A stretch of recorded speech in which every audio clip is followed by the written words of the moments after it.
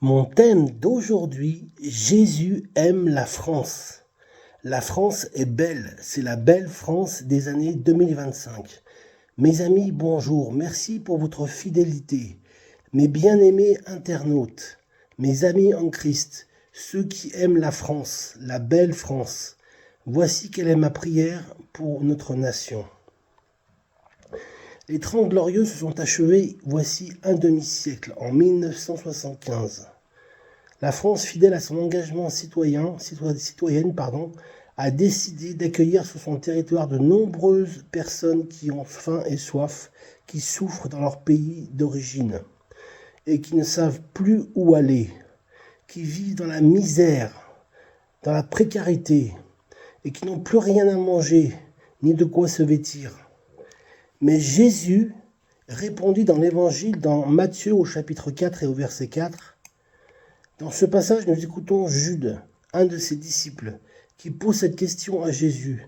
« Pourquoi, Seigneur, ne manifestes-tu pas plus d'intérêt au monde ?» Et Jude rétorqua à Jésus, dans Jude 25, après sa réponse, après la réponse de Jésus, dans un final somptueux et d'une beauté écarlate et remarquable.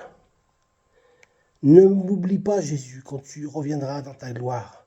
Et il termine à Dieu, seul, notre Sauveur, par Jésus-Christ, notre Seigneur, soit gloire, majesté, force et puissance dès avant tous les temps, et maintenant et dans tous les siècles. Amen. Avant tous les temps et dans tous les siècles, la gloire est à Jésus. Amen.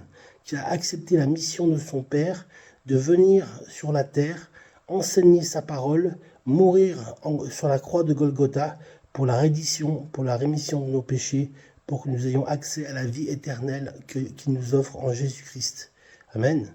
Dans la prière connue de Jésus à son Père, le Notre Père qui es aux cieux, que ton nom soit sanctifié, que ton règne vienne sur la terre comme au ciel, que ton règne vienne sur la terre comme il l'est au ciel.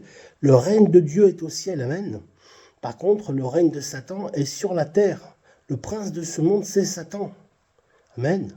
Satan est le prince de ce monde. Il se défoule. Il sait que son heure va bientôt arriver d'être au fond de l'abîme, dans le feu de la géhenne. Pour l'éternité, d'éternité en éternité, il y aura des grincements de dents. Et il sera donc terrassé par le mal. Il n'aura plus accès à la terre, il ne pourra plus, avec son pouvoir de Satan, de Satanas et ses armées, se livrer à faire du mal à tout le monde.